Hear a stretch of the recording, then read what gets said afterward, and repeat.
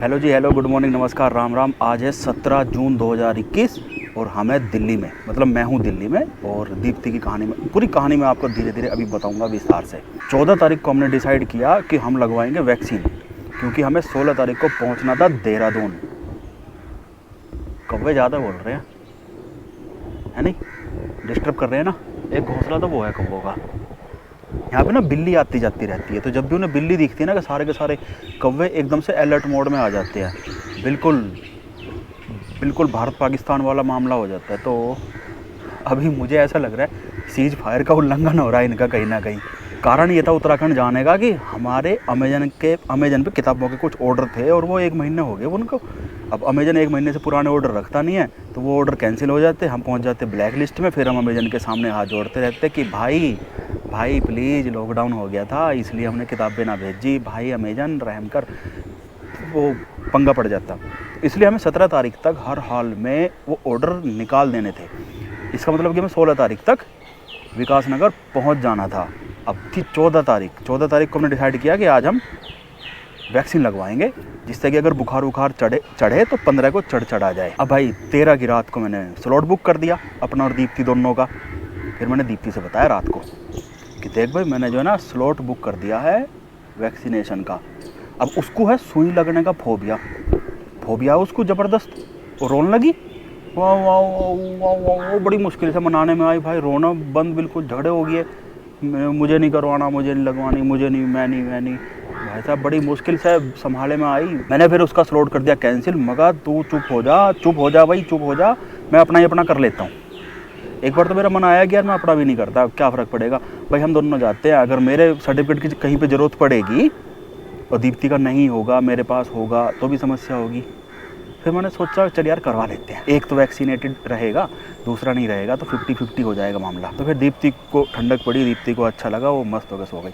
अगले दिन 14 तारीख को मैं उठा, शाम का स्लॉट था 3 बजे से 5 बजे का, हौज खास के आसपास कहीं पे गया मैं। मस्त उन्होंने वैक्सीन लगाई, कोई भीड़ भाड़ कोई थी नहीं। कोई प्राइवेट लैब थी, मुझे नाम नहीं याद आ रहा, नाम में वैसे कुछ नहीं रखा। आराम से मिल रहा था कोवैक्सीन का स्लॉट। नहीं, इनमें ना भूल जाता, मैं कोविशील्ड का मिल रहा था। मैं कोवैक्सीन लगवाना चाह रहा था, लेकिन कोवैक्सीन का स्लॉट कहीं नहीं मिला, कोविशील्ड का मिल रहा था।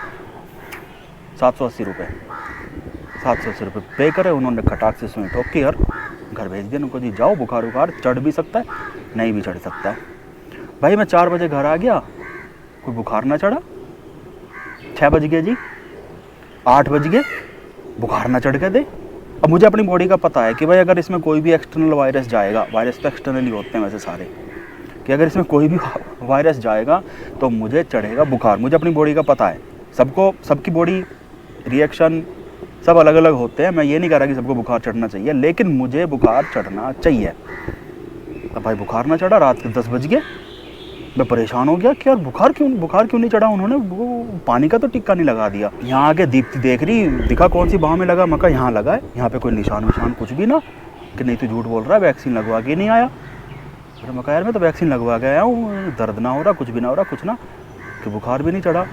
सबसे बड़ी समस्या मेरे सामने ये। मैं कहा यार वो प्राइवेट वाले थे, कहीं उन्होंने 780 रुपये के चक्कर में पानी का टिक्का तो ना लगा दिया, या क्या पता लगाया ही ना हो।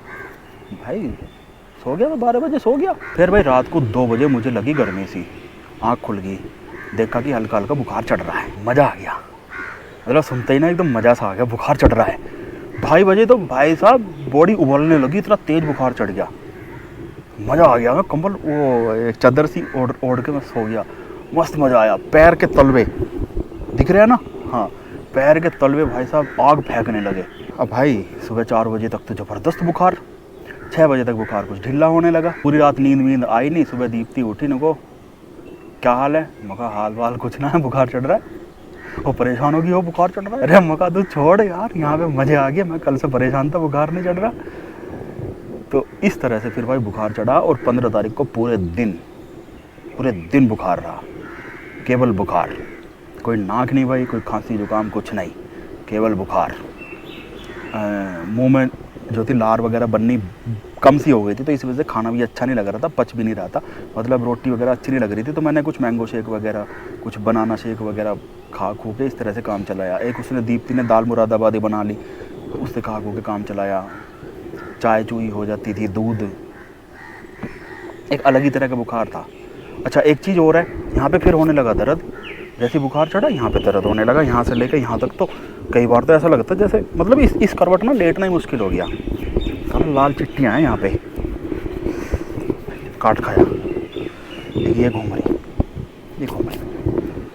अबे तेरी यार ये तो बहुत सारी लाल चिट्टियाँ हैं। अबे तेरी, मैं तो यार लाल चिट्टियों के हाईवे पे बैठा हूँ। अबे यार चल मैं जल्दी जल्दी वीडियो ख़त्म कर दूँ। फिर भाई 15 तारीख को पूरे दिन बुखार रहा। दीप्ति ने डिसाइड करा, मतलब दीप्ति ने ही डिसाइड करा, मैंने डिसाइड नहीं करा, कि नीरज आज तो पूरे दिन 15 तारीख को बुखार में पड़ा रहा है, इसलिए तुझे कमज़ोरी वगैरह भी आ गई है। कल को तो पूरे दिन बाइक चला के विकास नगर नहीं जाएगा, उसकी बजाय मैं जाऊँगी। मैं कहा हाँ ठीक कह रही है, तू चली जा। अब 4 ट्रेनें चलती थी नॉर्मली, और पिछले दिल्ली से देहरादून तक 4 ट्रेनें चलती थी।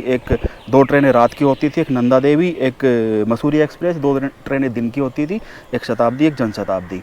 इसके अलावा बाकी ट्रेनें भी चलने लगी थी देहरादून, उत्तरांचल एक्सप्रेस और वो उज्जैन वाली, इंदौर वाली, कई सारी ट्रेनें चलने लगी थी। लेकिन अभी जो लॉकडाउन वगैरह बढ़ गया ना, तो बहुत सारी ट्रेनें कैंसिल कर दी।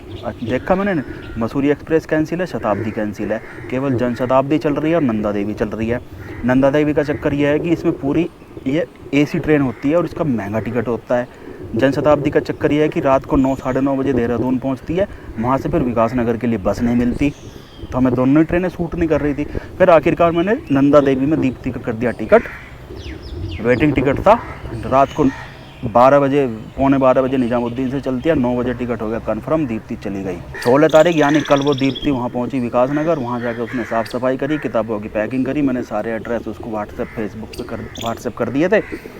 अब आज 17 तारीख को उसने सारे के सारे पैकेट, सारे के सारे पार्सल जो है डाक के थ्रू भेज दिए। अब मैं उन्हें अपडेट कर दूंगा अमेजन पे। दीप्ति अभी वहाँ 2-4 दिन रहेगी, क्योंकि अभी वहाँ पे है लीची का सीज़न। लीची का सीज़न ना बहुत छोटा सा होता है, मतलब पकती है तो वो बस ख़त्म करनी पड़ती है, ज़्यादा दिन चलती नहीं है, तो वो लीचियाँ ख़त्म करके आएगी। तो भाई अगर आपको भी किताब मंगानी हो तो अमेजन पे हैं सारी किताबों के लिंक। आप नीरज मुसाफिर भी डालोगे ना अमेजन पे, तो मेरी सारी किताबों के लिंक आ जाएंगे। टोटल मिला के 7 किताबें हैं। 3 किताबें तो पब्लिशर लोग भेजते हैं, उन पे हमारा कोई कंट्रोल नहीं है। 3 किताबों के नाम है हमसफ़र एवरेस्ट, सुनो लद्दाख और पैडल पैडल। पैडल पैडल और सुनो लद्दाख, ये 2 किताबें लद्दाख के ट्रैवल पे आधारित है। हमसफ़र एवरेस्ट है, एवरेस्ट बेस कैंप के ट्रैक पे आधारित। 4 किताबें हम खुद पब्लिश करते हैं, खुद डिस्ट्रीब्यूट करते हैं। उन 4 में से 2 किताबें मेरी अपनी हैं, 2 किताबें हैं संकलन, यानी कि 15-20 लोगों के अलग अलग यात्रा लेखों का संकलन। जो 2 किताबें मेरी हैं उनके नाम है मेरा पूर्वोत्तर, और दूसरी कौन सी है? ज़्यादा किताबें होने का ये नुकसान है, अपनी किताबों के नाम भूल जाते हैं।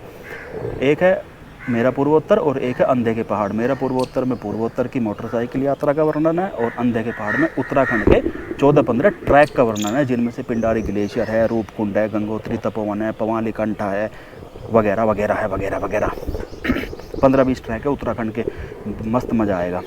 ठीक है, आप चाहो तो हम जो है डिस्क्रिप्शन में लिंक दे देंगे, आप चाहो तो ले लेना, नहीं चाहो तो मत लेना। 2 किताबें जो संकलन है उनके नाम है घुमक्कड़ी जिंदाबाद 1, घुमक्कड़ी जिंदाबाद 2। उसमें मेरा कोई भी आर्टिकल नहीं है, उसमें हमने संकलन किया है अपने यार दोस्तों के अलग अलग आर्टिकल को उठा के। आप चाहो तो उन्हें भी ले लेना, आप चाहो तो उन्हें मत लेना।